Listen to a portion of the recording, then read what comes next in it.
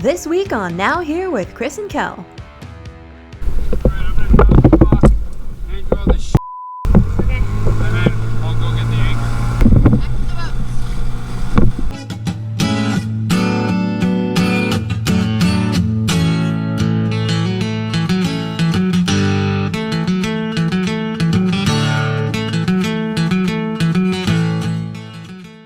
This week we're in beautiful Ensenada Carrizal. Very excited. This seems like a lot to see here, a lot of snorkeling to do, so hopefully we can get these paddle boards out. It's going to be great. It's going to be a great time. It's going to be a great weekend. It was a little rollier here than we had anticipated, and our first night was rather uncomfortable. But we were hell-bent on seeing what this place had to offer. Logically, it made sense to set a stern anchor, which we don't do very often, but when we do, it makes rolly places like this a lot more tolerable. Last night was uncomfortable. It was pretty rolly. Should have done this yesterday, I suppose. But we didn't, so there's no time like the present. Chris carefully sets our heavy hunk of sharply sculpted steel into our inflatable dinghy for deployment. Then he gently unwinds our dinghy from the davits and climbs aboard. Without getting tangled, Chris manages to get all the way out while Drifter faces the appropriate direction, and eventually he's able to drop the hook.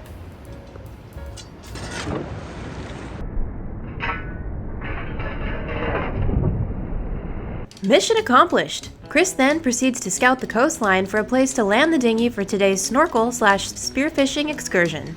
How's it look over there? It's fine. It's just, there's a little bit of a wave action, but nothing like a toddler couldn't handle. Chris tightens and secures the rode on our line. They're all set. Now let's get ready to go!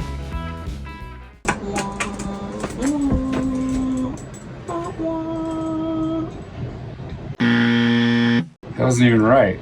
You missed a note. I did. You're getting all tricked out. I bought it. I might as well use it. Although it seems like a lot of work to go through. Chris then proceeds to spend the next 37 minutes getting ready to spearfish by assembling all his fancy new gear. I spend 5 minutes putting on my swimsuit and getting our knockoff GoPro ready for action. All geared up? Pretty much. Okay. I feel like a poser. I guess you are until you actually spear one. Yeah, when I spear a fish will be good. Okay. It was a bumpy ride to shore, and our destined landing was not appearing any smoother. It's gonna run us right into the beach, and then we're just gonna stop dead, and water's gonna be crawling up our butts. So. Okay. Good news, we landed. Nobody died and nobody cried. It would really suck to have to go chase our escaped dinghy down after all that. As you can see, conditions are less than ideal. The water is churned up and murky, the sky is cloudy and overcast. Also, you can't tell from the footage, but our feet are being mangled by sharp rocks and jagged shells, as we keep getting knocked down by the waves. Prior to coming here, we were told this place would have epic snorkeling and spearfishing opportunities. However, this was our experience.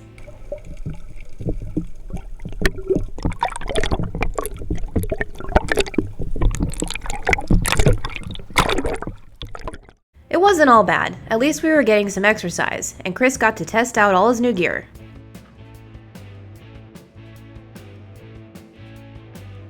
We did spot a few small fish, and of course, lots of coral. After about an hour of floundering around for fish, we called it a day. We decided to pick up our anchors and move on to the next place.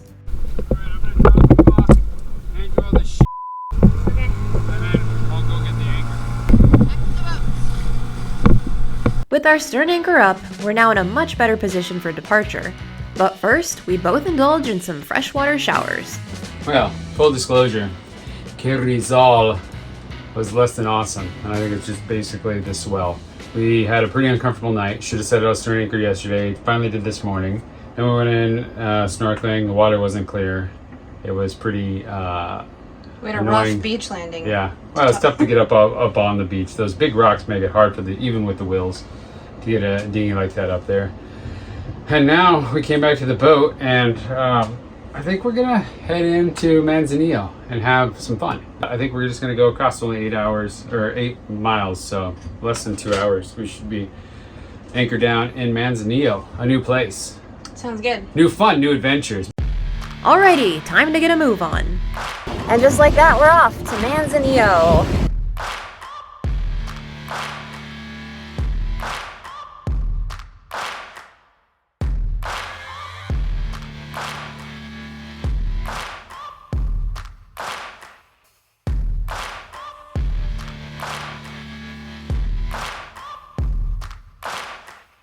Just a quick trip today, only 8 nautical miles or 2 hours for us.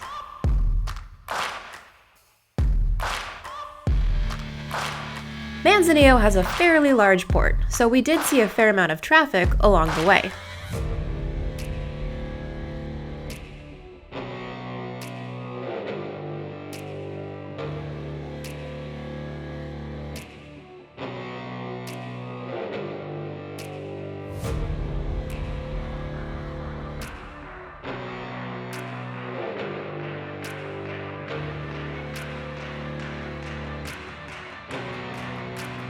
Eventually, we rounded the corner and headed into the anchorage.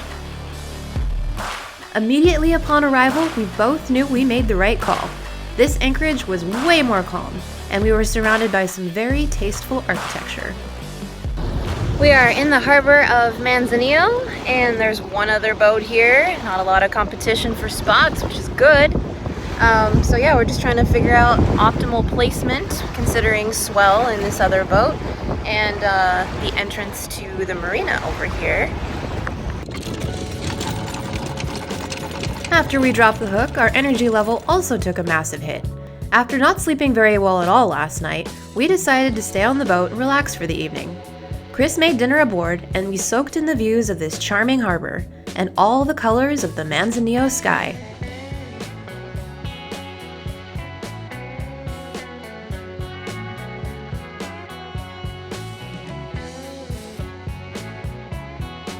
After one of the best night's sleeps we had in just about a week, we woke up to a new neighbor.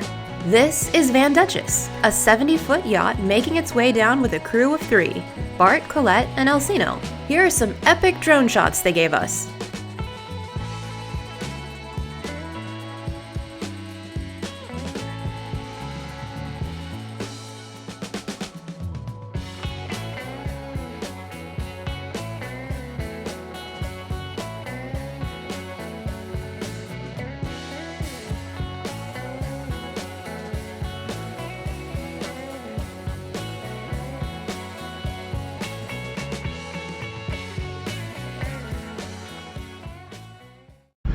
Well, I just landed my dinghy after coming ashore earlier this morning to kind of get the lay of the land.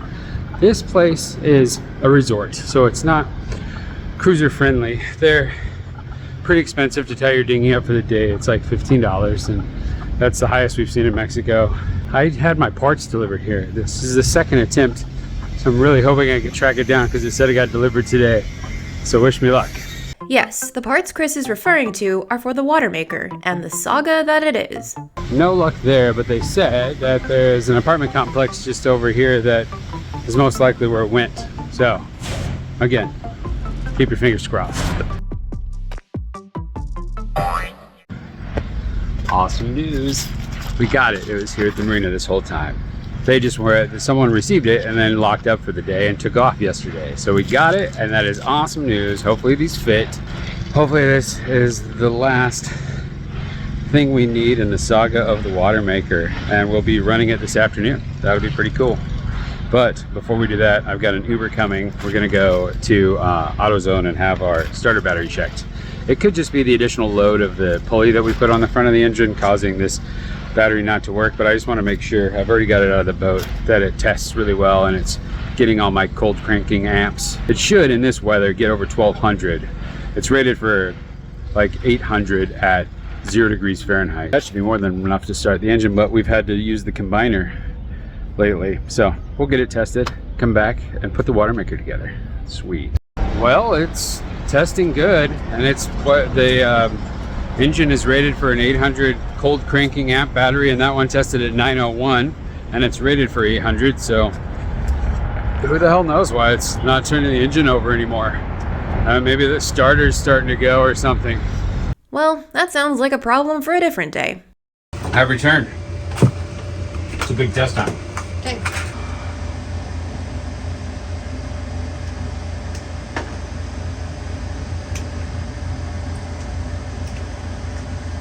not working. Fingers crossed for Home Depot. One not so quick trip to Home Depot later. Okay, moment of truth. Yeah, we have everything put back together to test the water maker and put the starter battery back in. We'll start it. Okay. It hasn't been, so Shit. get it all by itself. Woohoo! That was successful. Starter battery for the win. Now for the water maker.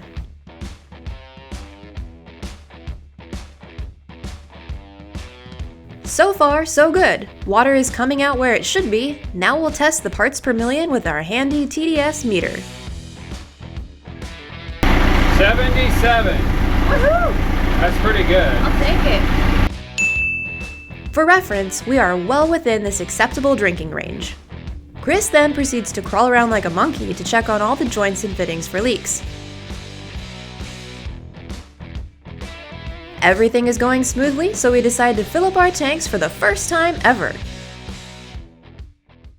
20 minutes in and we're still rocking and rolling. The tank's filling up. Everything is going well. Every once in a while I have to adjust the pressure just to make sure it stays between 800 and 900 PSI, and we're producing between 24 and 26 gallons an hour. So far, so good. What's cool about this, other than what's uncool about this, is it's loud. Obviously, the engine running is not a quiet thing, but it also heats up our water. So you can make water, take a shower, and run the whole gambit. Later, I'm gonna wash this sweatiness right off of me, for sure.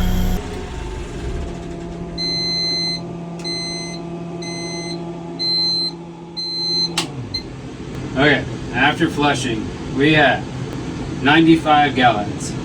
So I used 10 gallons just to flush the tank. Maybe we only want to run that for a minute. 10 gallons is a lot. That is a lot. It's 2 garahomes. Yep. Yeah, that was a little counterproductive to use 2 of these big boys to flush out the system once we make all that water. A normal water maker can do anything from a DC water maker, which makes 7 gallons an hour, all the way up to a 2-membrane big ass system that makes probably 40. So we are on the high side of average. I was hoping for 25. So cool. I think we hit that perfectly. And to celebrate this victorious event, let's eat some sushi.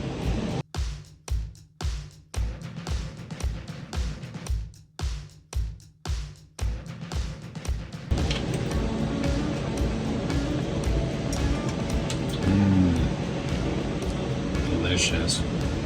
I love sashimi. I like my favorite. shortly thereafter, Chris took advantage of our fresh warm water, courtesy of our engine. How's your shower? It's luxurious. Yeah? Not only did we make the water for it, we heated it as well. Nice. What a setup. And it only cost us about, I did the math based on the price of diesel. This doesn't factor in membrane costs. About like 20 cents a gallon. Cool. Yeah, pretty great. Affordable. Okay, well, I'll leave you to it. Thank you, dear. Bye. Bye.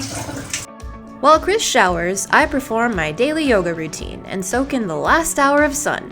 Tune in next week to see what this beautiful, thriving city of Manzanillo has in store for us. Give us a like and hit subscribe to follow along. And keep watching for this week's blooper reel, sponsored by our patrons.